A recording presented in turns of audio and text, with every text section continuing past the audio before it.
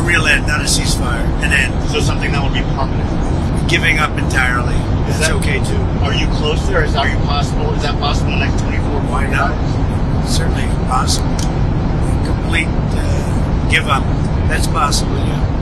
Has the chairman of the Joint Chiefs and the Secretary of Defense drawn up plans for you if Iran were to attack U.S. bases or do any damage to U.S. bases? Just can't tell you. अब उन्होंने कहा है कि 2 हफ्ते मैं party को कहूँगा, अभी वो मिलने आएंगे, कि 2 हफ्ते डिले करें। जो आजकल के मुल्की हालात आलमी हालात हैं, पाकिस्तानी कौम को पूरे इकट्ठा मुत्तहिद होना चाहिए। बिस्मिल्लाहिर्रहमानिर्रहीम। लाखों करोड़ों दरूद नबी अकरम सल्लल्लाहु अलैहि वसल्लम पर और उनके आल पर। ईरान की सूरत गंभीर होती चली जा रही है और उसके अंदर जो नया एक वर्जन आया है वो ज़्यादा उसने खौफ फैला दिया। ट्रंप कनाडा के अंदर थे और वहाँ पे G7 की कॉन्फ्रेंस हो रही थी और उसे अचानक उन्होंने मौखर करके उसमें से एक दिन पहले वो वाशिंगटन चले गए, जिससे एक नया क्यास और कन्फ्यूजन पैदा कर दिया। और साथ ही ट्रंप की तरफ से ये अंदिया दिया गया है कि 2 दिन के अंदर अंदर कुछ ना कुछ होने वाला है। यूं महसूस हो रहा है जैसे अमेरिका इस जंग के अंदर या तो कूदना चाह रहा है या फिर इसराइल को बहुत आगे बढ़ के हमायत करना चाह रहा है उसकी। अब अगर अमेरिका खुद आ जाता है इस जंग के अंदर तो क्या सिनेरियो होगा, और अगर वो जो रिक्वायरमेंट्स है इसराइल की वो पूरी कर देते हैं, जिसके अंदर एक ऐसा बम है जो दुनिया में सिर्फ उसके पास है, अमेरिका के पास है, और उसका मकसद ये होता है कि वो बंकर तोड़ के जहां न्यूक्लियर कैपेबिलिटीज़ होती है उसको डिस्ट्रॉय कर सकता है। और अगर ये इसराइल को दे देता है अमेरिका तो फिर उसके बाद क्या सिनेरियो होगा ये।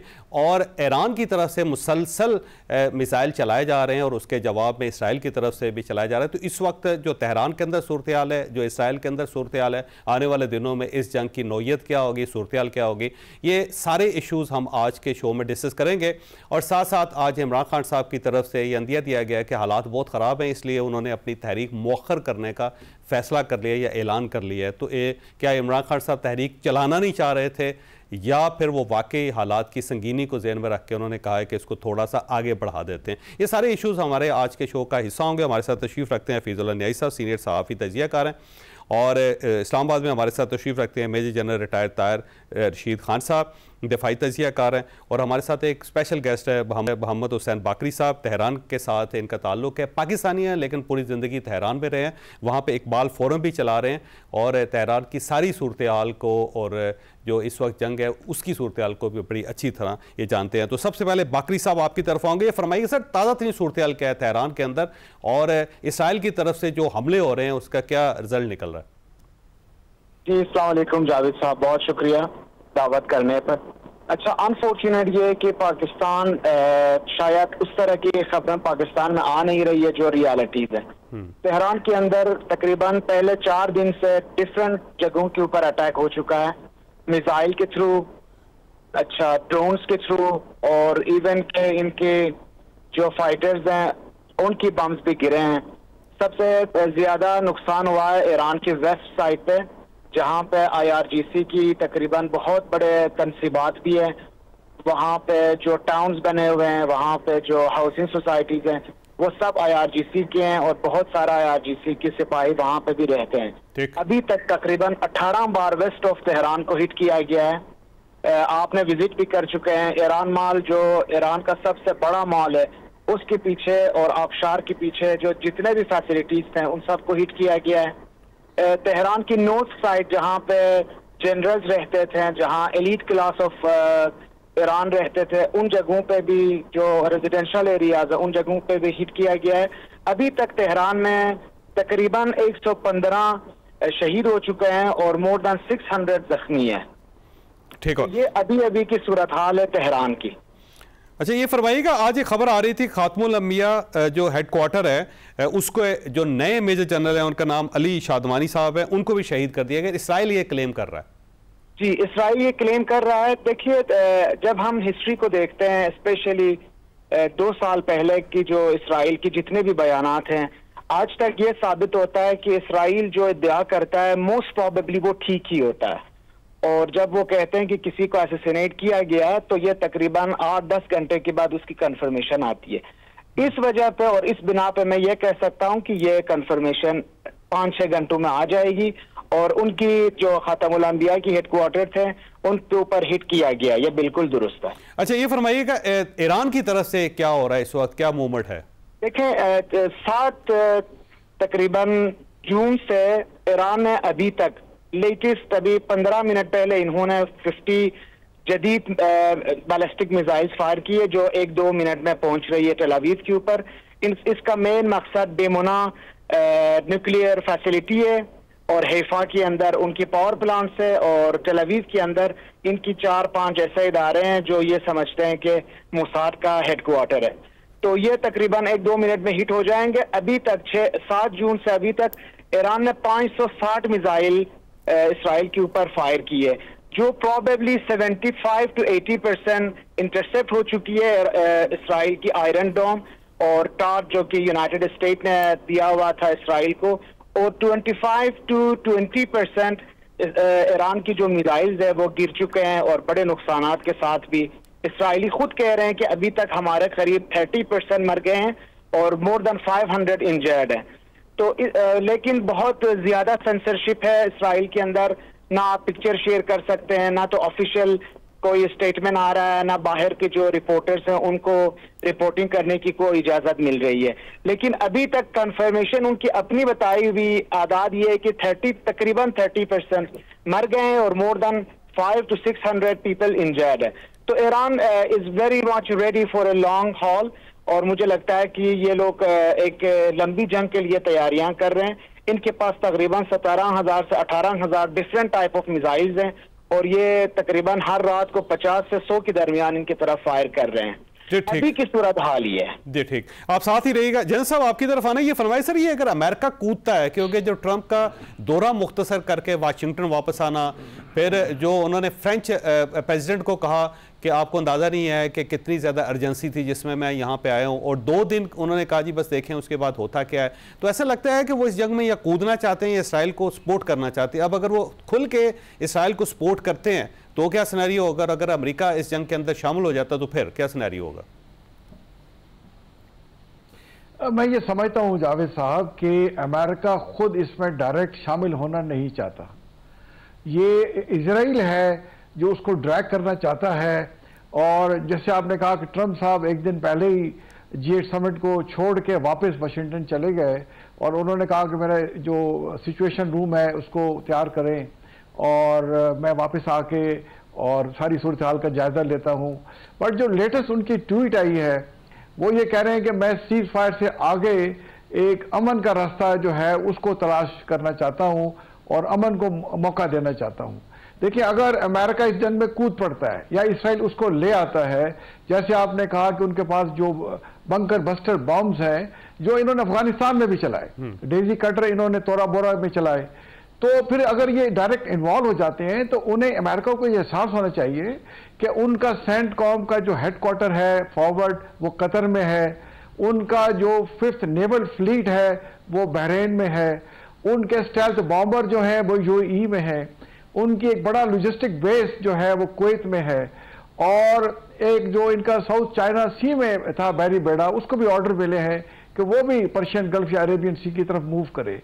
तो ये सब जो इतनी बड़ी फोर्स है ये सब खतरे में पड़ जाएगी। अभी तो ईरान सिर्फ हमले कर रहा है इसराइल के ऊपर, और इसराइल जो है वो 5वें दिन ही देखें वो बौखला गया है और उसने ट्रंप को मजबूर किया है कि वो वहां से कनाडा से वापस जाए और इसमें हमारी हेल्प करे। तो अगर ट्रंप साहब ने उसको अमेरिका को डायरेक्टली इन्वॉल्व किया तो ये जितने भी फोर्सेस आपको बताई इन सब की जो एग्जिस्टेंस है, सेफ्टी है, वो डेंजर में पड़ी जाएगी। तो मेरा ये ख्याल है कि ये ट्रंप साहब ईरान पे प्रेशर डालेंगे, बट अल्टीमेटली वो चाहेंगे कि एक हद से बात ना बढ़े, क्योंकि एक हद से बात अगर बढ़ी फिर चांसेस है कि बाकी जो रीजन के ममालिक हैं जहां जहां ये बेसिस है उन सबको ईरान हिट करेगा, और फिर इसमें रशिया और चाइना भी इन्वॉल्व हो जाएगा, और स्टेट ऑफ हुर्मुज़ जिसको ईरान किसी वक्त भी डिस्टर्ब कर सकता है, अगर वो डिस्टर्ब होता है तो दुनिया एक बहुत बड़े इकोनॉमिक क्राइसिस में पड़ जाएगी और शायद तीसरी आलमी जंग शुरू हो जाए।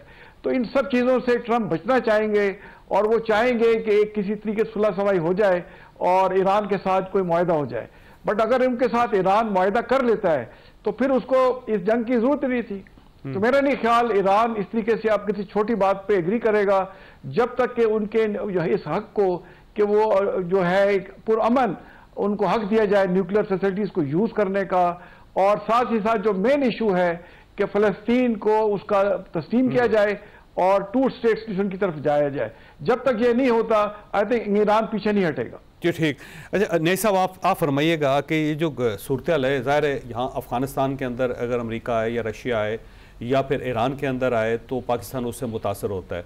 अब पाकिस्तान ने अपनी पोजीशन वाज़े की हुई है कि ईरान हमारा एक बरादर इस्लामी मुल्क है, हम उसको सपोर्ट करेंगे लेकिन जंग के अंदर शरीक नहीं होंगे।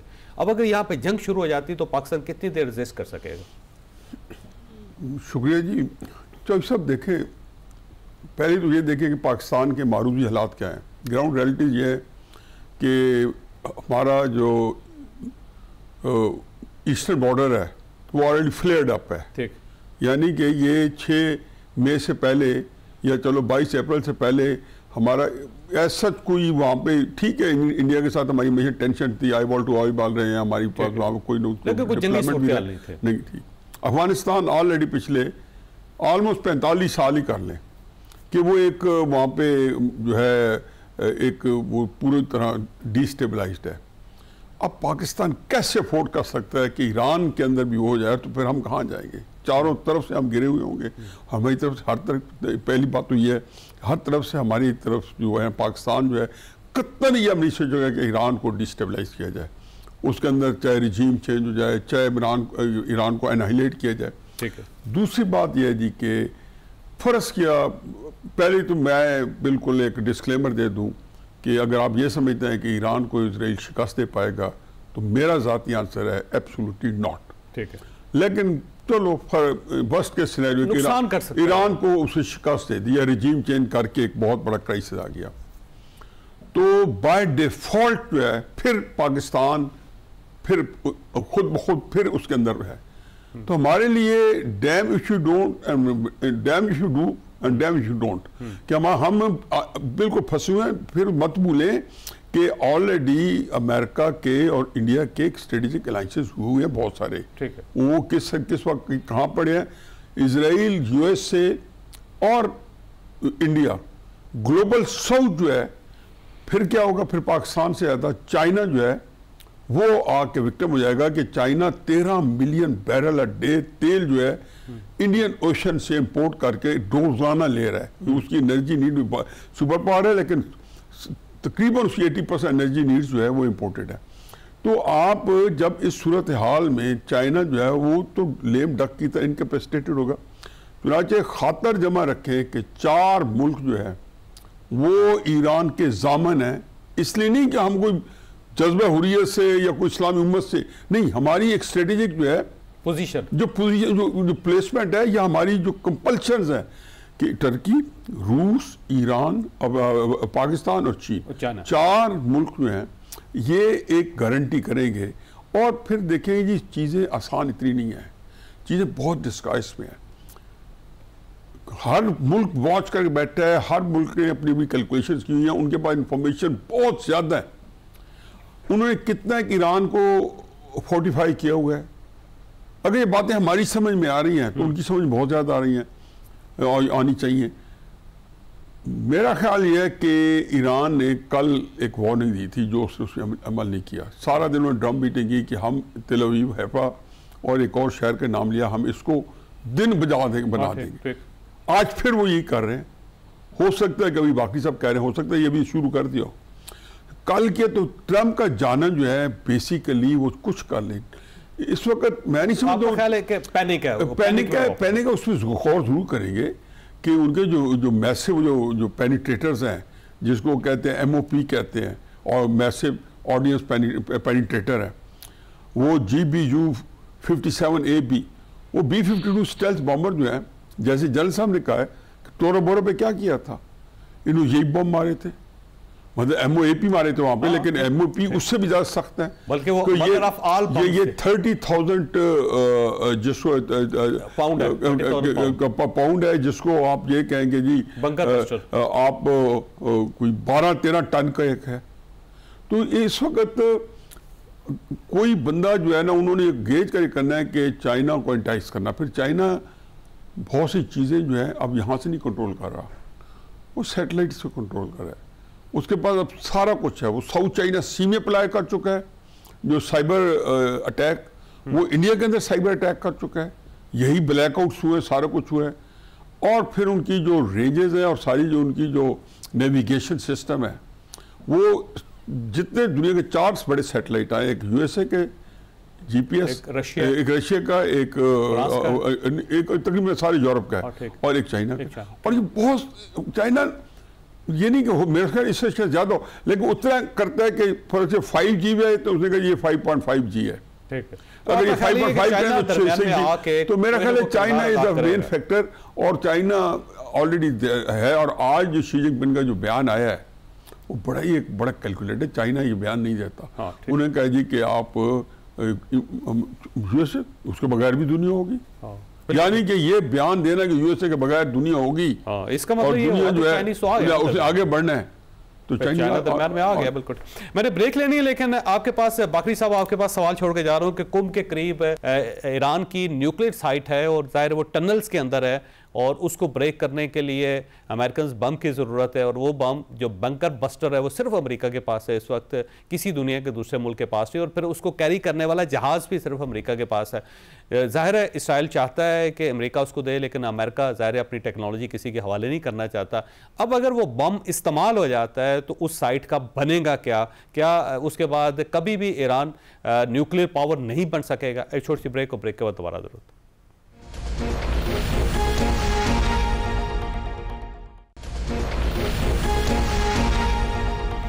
प्रोग्राम में दोबारा खुशामदीद। बाकी साहब ये फरमाइएगा, अगर अमेरिकन की तरफ से बम दे दिया जाता है, बंकर बस्टर जो इसराइल को, या फिर अमेरिकन खुद इसके ऊपर अटैक कर देते हैं, तो फिर न्यूक्लियर साइट का बनेगा क्या, जो कुम से मेरा ख्याल 20 किलोमीटर के फासले पे आई है?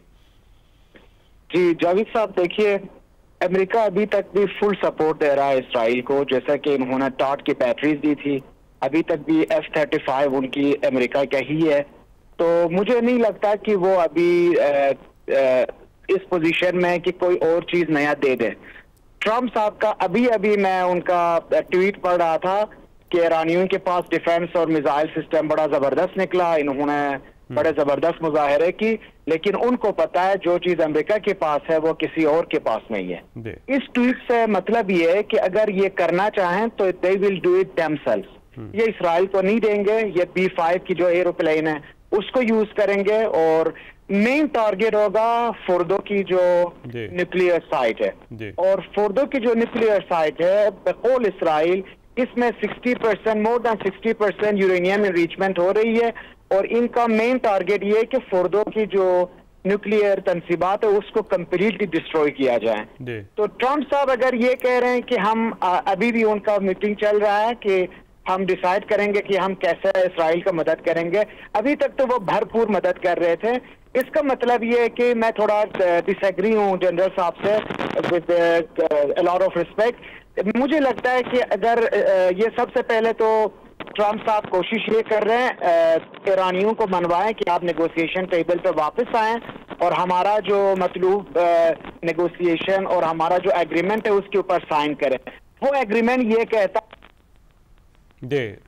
बकरी साहब आपकी आवाज़ ब्रेक हो रही है, मुझे जनरल साहब की तरफ जाने दें, मैं दोबारा बकरी साहब आपकी तरफ आऊँगा। जनरल साहब ये फरमाइएगा, अगर न्यूक्लियर साइट पे अटैक हो जाता है और वो अमेरिका की तरफ से हो जाता है, तो फिर ज़ाहिर है रेडिएशंस भी फैल जाएंगी और एक नया सिनेरियो क्रिएट हो जाएगा।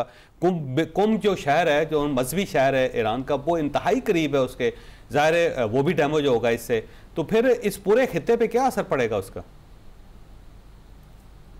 देखिए उसके बड़े दूर असर और भयानक असरात उसके हो सकते हैं। आप देखें, मैं एक चीज़ आपके सामने रखता हूं कि मीडिया में भी खबर आई थी कि ईरान की पार्लियामेंट ने उन्होंने कहा है कि हमें NPT जो हमने ट्रीटी साइन किया हुआ है, न्यूक्लियर नॉन पॉलिफरेशन ट्रीटी, इससे हमें निकल जाना चाहिए। और अगर उनकी पार्लियामेंट ये अप्रूव कर लेती है और अगर ईरान न्यूक्लियर NPT से निकल जाता है तो फिर देखें एक डिफरेंट सिनेरियो बन जाता है। तो मेरा ये ख्याल है कि ईरान जो है, जो उसने जिस तरीके से ये जो बातचीत कर रहा था और ट्रम्प साहब उनको एक डील देने की कोशिश कर रहे थे, और उससे वो एग्री नहीं कर रहे थे कि हमारा इनरिचमेंट का जो है उस पर हम कोई कॉम्प्रोमाइज नहीं करेंगे। तो अगर देखें ईरान की एग्जिस्टेंस ही एट स्टेक हो जाती है, तो उनके पास जिस शेप में भी न्यूक्लियर कैपेबिलिटी है वो मेरा ख्याल दिन फिर इस्तेमाल कर लेंगे। ठीक है। और फिर जैसे मैंने पहले कहा कि फिर दुनिया न्यूक्लियर वॉर की तरफ जा सकती है, और ये रीजनल प्लेयर, जैसे न्याजी साहब ने बात की ये शी जिनपिंग की, तो उसने मिसाल दी, उसने कहा देखिए 100 साल पहले जो था यहाँ ब्रिटिश रूल करते थे, और 200 साल पहले नेपोलियन और फ्रेंच रूल करते थे, और 400 साल पहले स्पेनिश थे। तो एक टाइम आता है कि जो एम्पायर होती है उसको उसका डिक्लाइन आ जाता है, rise and fall of the Nations. तो अब टाइम आ गया है कि दुनिया आगे चले और अमेरिका के बगैर भी दुनिया चल सकती है। तो अगर ट्रंप साहब ने एक हद क्रॉस की और डायरेक्टली इन्वॉल्व हुए और ईरान की न्यूक्लियर इंस्टॉलेशन को हिस्सा बनाया, देखिए इजराइल तो ऑलरेडी उनको अटैक कर चुका है, लेकिन मेरा अपना ख्याल है कि ईरान ने अपनी न्यूक्लियर जो साइट्स हैं, कैपेबिलिटी है, वो काफी स्प्रेड की हुई है, और उसमें से किसी एक का भी इस्तेमाल करते हुए उसने अगर हमला कर दिया इजराइल पे तो इजराइल का सफाया हो जाएगा। यानी आपको चांस लगते हैं कि ईरान किसी न किसी वक्त ये कर सकता है? देखिए, मैंने आपको कहा कि उनकी पार्लियामेंट ने ये डिबेट किया है, डिस्कस कर रहे हैं कि हमें एनपीटी से निकल जाना है। ईरान की पूरी कोशिश होगी कि जैसे 100 से 150 मिसाइल वो मार रहे हैं, और उस पर जो है जो इजराइल है वो उसकी बर्दाश्त से बाहर होते जा रहा है। उनको आते पड़ी हुई थी हमास की, गजा की और हिजबुल्लाह की। यहाँ एक ईरान जो है उसकी एक हिस्ट्री है, पर्शियन एम्पायर रहा हुआ है, और उन्होंने जंगें लड़ी, 8 साल इराक से लड़ते रहे हैं, और वो बड़ी बहादुर और कुर्बानियां देने वाली नेशन है। अब इससे इनका पाला पड़ा हुआ है और 5 दिन में घबरा गए हैं। तो ये जो ट्रंप साहब भी उनके इस बात का अंदाजा है, वो कोशिश जरूर करेंगे कि बातचीत से मसला हल हो और एक जो है इस आलमी जंग से बचा जाए। बट अगर जैसे मैंने कहा कि कूद पड़े तो हालात किसी तरफ भी जा सकते। ठीक हो नहीं सब, ये कोई है ईरान अटैक कर सकता है, न्यूक्लियर अटैक कर दे? क्योंकि जाहिर है जब उसकी अपनी सिक्योरिटी एट स्टेक होगी, जब उसकी अपनी सालमियत एट स्टेक होगी, तो डेफिनेटली फिर उसके पास जो भी इस्तेमाल कर सकता है वो।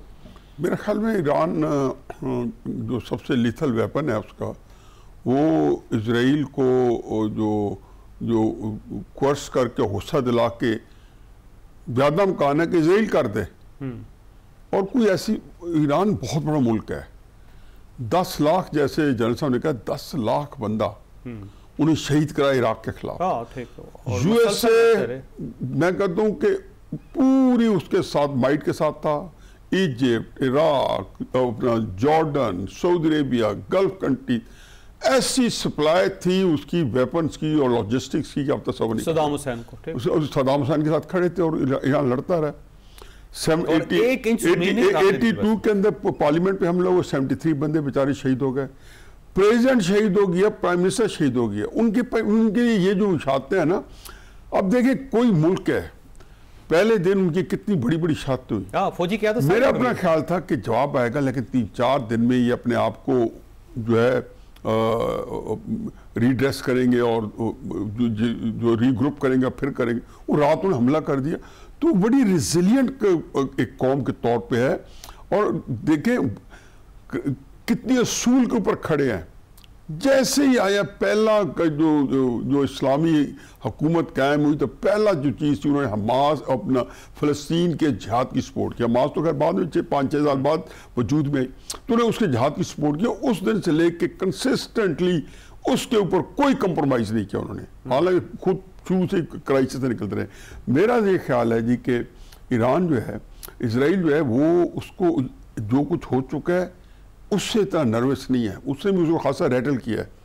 उसका जो सांस उखड़ा हुआ है ना, या सांस फूला हुआ है, वो है कि उनको वो समझ गया गेम कि ईरान जो है वो there is something more to it जो सामने नजर नहीं आ रही।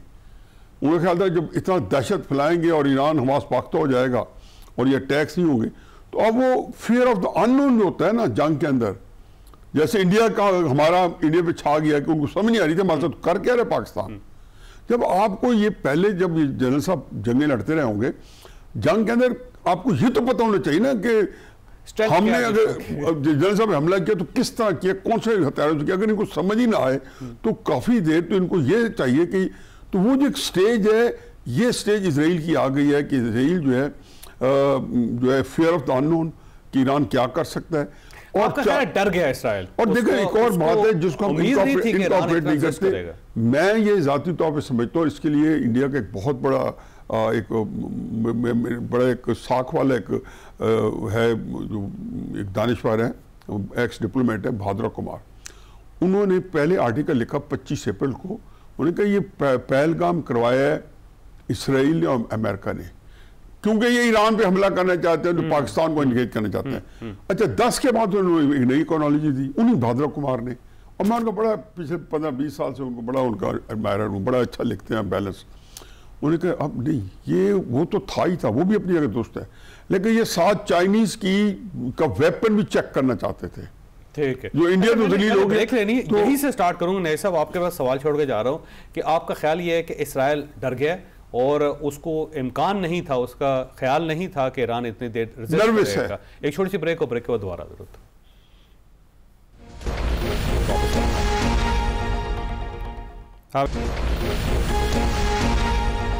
प्रोग्राम में दोबारा खुश आमदीद। आपका ख्याल ये है कि नए साहब के इसराइल को उम्मीद नहीं थी कि इस तरह ईरान रेजिस्ट करेगा और इतनी देर तक कायम रह सकेगा, और अब वो डर गया, यरक गया जिसको कहते हैं पंजाबी में? सर, ये होता ही है कि तकब्बुर में जब आता है ना, क्या किया अमेरिका अफगानिस्तान को कुछ जोड़ है, अमेरिका को इराक का कुछ जोड़ है, हुकूमतें कैम हो गई। ये गार्नर था, उसका पूरा नाम मुझे भूल रहा है, उन्होंने कहा ये अगले 10 साल ये चीफ एग्जीक्यूटिव रहेगा इराक का, और आने से पहले तय हो गया था सारा, और ये हुकूमत बनेगी। कहाँ गए ये? वो कहते हैं ना कि एक अल्लाह ताला जो है कि वल्लाह खैर डिवाइन उनके, फिर जो है कंपल्शन होती है वाकयात की। आप आपकी मर्जी करके मैं ये करना चाहता हूँ, तो एक्सक्यूशन में जाएंगे तो दूसरे वेरिएबल जब ट्रिगर होंगे आपके मुकाबले के, तो आपको न्यूट्रलाइज करते हैं, आप ओवरकम करते हैं, आपको बिल्कुल आपके आगे ढेर हो जाते हैं।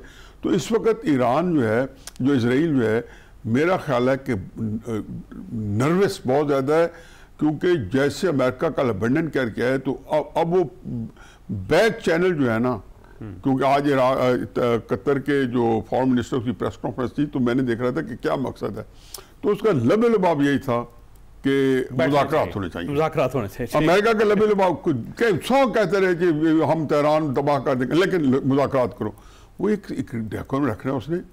अब आया ईरान जो है, चूंकि ईरान अपने फैसले खुद करता है, लेकिन कई लोगों का शायद औरों का मसलन कोई और भी इंटरनेशनल जो जियो पॉलिटिक्स में प्लेयर्स हैं जो बड़े इफेक्टिव हैं, अभी नाम ही लिए, हो सकता है वो चाहें कि जी ईरान के ऊपर अभी सारा वो फैसला हो जाए, ताकि अमेरिका को साउथ चाइना सी में अमेरिका चाइना भगाया है, सीरिया में से रूस ने भगाया है अमेरिका को, तो बहुत ज़्यादा उनको बहुत जगहों पे यूक्रेन के अंदर उनको एक मिल चुकी है, शाह मिल चुकी है।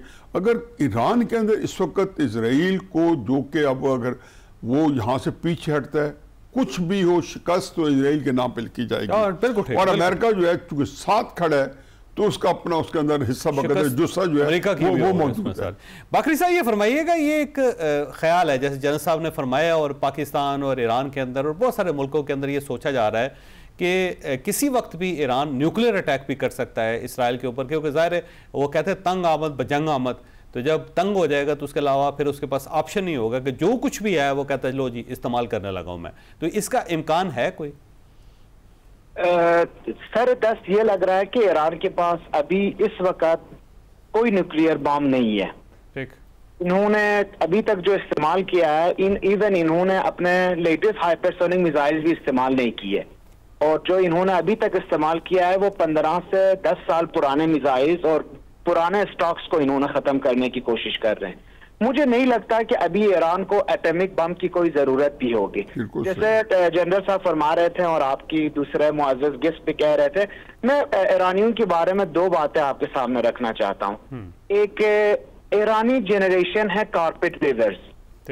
इन्होंने एक कारपेट को बनाने के लिए 7 से 8 साल टाइम लगाते हैं। दूसरी मिसाल ले ले, ईरान में एक बहुत फेमस डिश है जिसको कहते हैं कुर्मे सब्जी।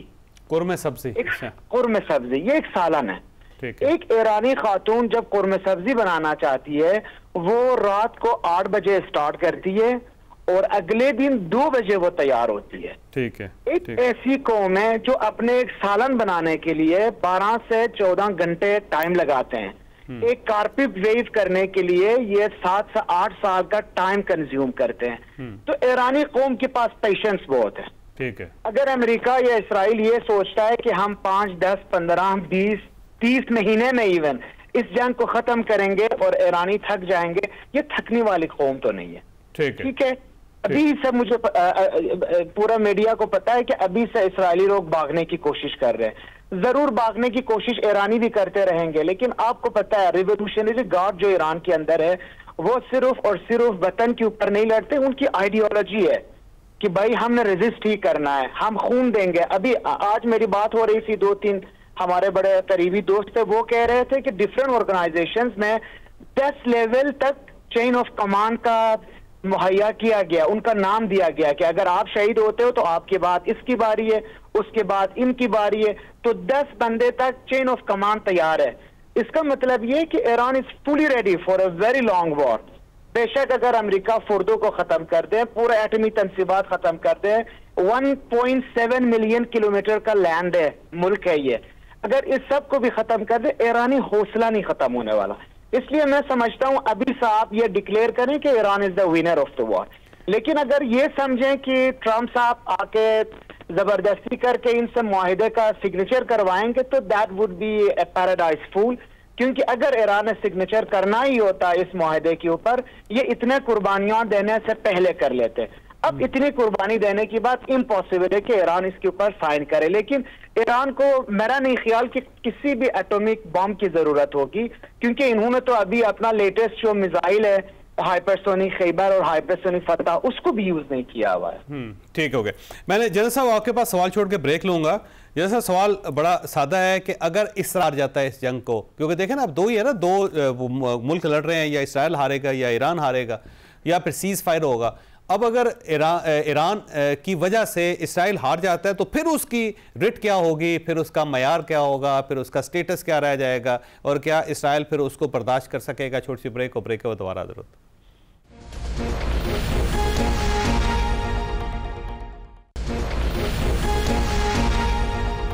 प्रोग्राम में दोबारा खुशामदीद। जनरल साहब ये फरमाइएगा, अगर इसराइल हार जाता है तो फिर इसकी जो एक मिथ है वो तो खत्म हो जाएगी ना, जैसे उसने हमास के साथ किया है, जैसे उसने हिजबुल्लाह के साथ किया है, जैसे गजा के साथ करता रहा, जैसे इराक के अंदर करता रहा, जैसे लिबिया के अंदर करता, जैसे इंडिया के अंदर बैठ के पाकिस्तान के खिलाफ करता रहा, तो वो फिर जो एक माइट थी वो तो खत्म हो जाएगी फिर इसकी।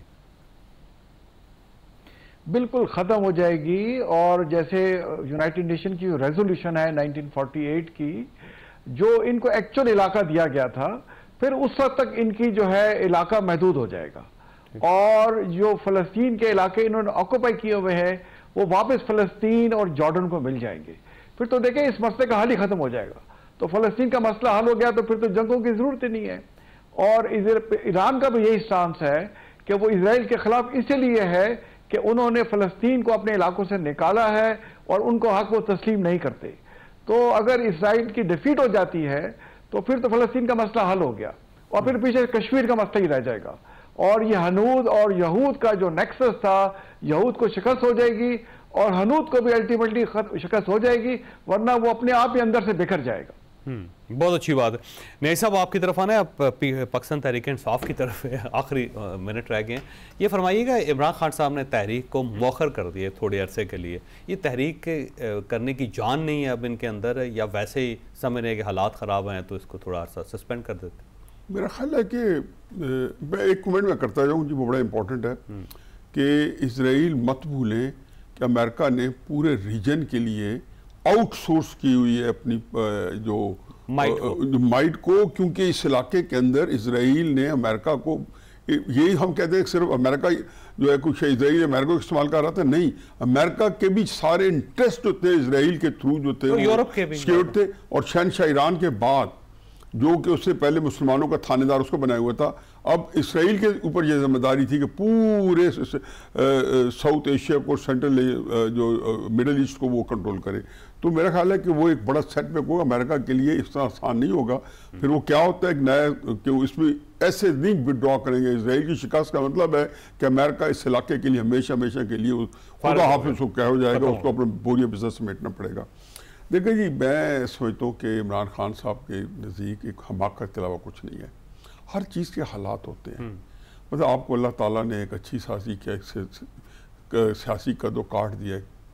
आप एक अरसे से जब मुज़ाकरात के पीछे साल से पड़े हुए हैं, आप मुज़ाकरात चला रहे हैं, मुफाहमत कर रहे हैं, आपने जनाब बाजवा साहब के साथ सितंबर में मुलाकातें की, तो कोई बच्चों के रिश्ते तय करने के लिए उसने नहीं की थी, ठीक, मुफाहमत के लिए की थी। फिर आप खुद को आप बताया था कि जी मैं आसिम उस वक्त जनरल आसिम मुनीर साहब को मैं फ़ोन करता हूँ, मेरा फ़ोन नहीं उठाते, अलवी साहब को कहा मेरी फ़ोन में बात कराएं। तो मतलब ये कि आप मुफाहमत करना चाहते थे। तो और फिर एक ही मुझे ये पता है कि जब तक जनरल फैज़ हमीद का अगर मामला सामने नहीं आता तो इसका मतलब है कि एक मुफाहमत का मार्जिन इमरान खान को दिया होता, क्योंकि उसके बाद जो है वो कहते हैं ना, अंग्रेजी में कहते हैं कि no way cross Rubicon and dice cast, यानी कि उस वक्त डाई कास्ट हो जाती है, फिर उसकी शेप नहीं तब्दील होती, उन्होंने अपना एक इम्प्लीमेंट करना है। तो लेकिन 10 मई के बाद और फिर आप ईरान के वाक़यात के बाद और पता नहीं कितना तक चलने, कोई माहौल है ही नहीं ये सोचना करना।